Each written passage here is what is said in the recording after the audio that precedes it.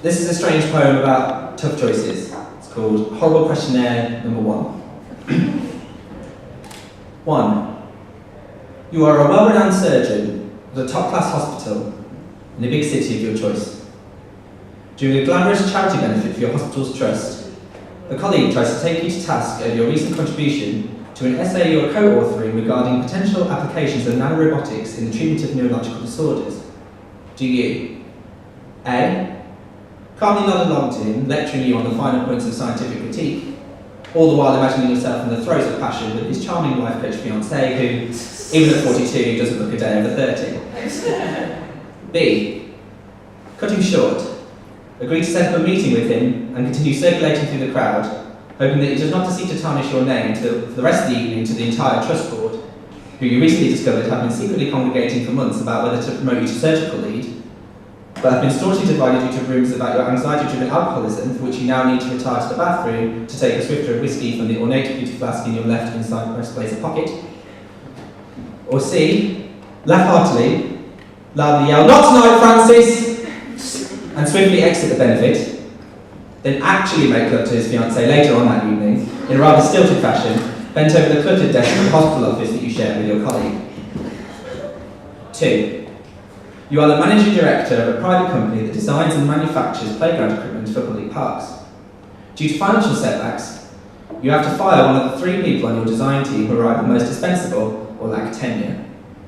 Do you fire A. Lisa, 28, single, who is punctual and hard-working, and yet none of your other employees take her seriously and regularly badmouth her over the water cooler because she wears short skirts to work, because she drives a VW Beetle, because her desktop background happens to be of her 3 pugs, or most blatantly of all because she is a woman?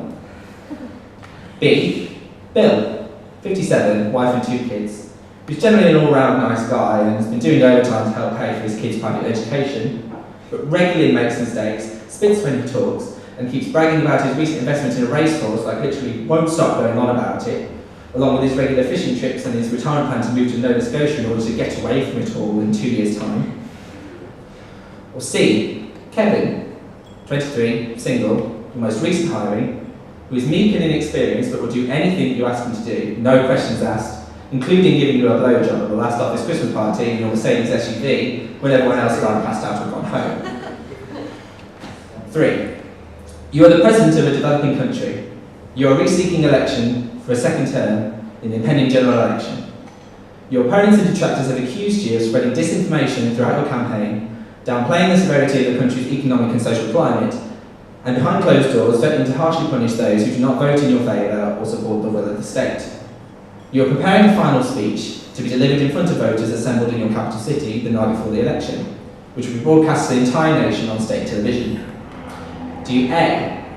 Address all allegations against you as fake news and propaganda, and deliver a rousing, saber-rattling, jingoistic speech that alienates the middle classes and intelligentsia, but inspires scores of laymen across the country to vote for you? B. Ignore the allegations and the content of your speech and instead directly address the people to vote with their heads and their hearts, offering up some new last-minute campaign promises to bolster your chances of winning? Or C. Address all allegations against you as fake news and propaganda and deliver a rousing, saber-rattling, jingoistic speech that alienates the middle classes and intelligentsia but inspires scores of laymen across the country to vote for you, whilst also having your opponents in the government, judiciary and media secretly rounded up and imprisoned or killed to ensure that victory will be yours once again. If you answered mostly A's, you are a bad person. If you answered mostly B's, you are a coward. If you answered mostly C's, you are a very bad person.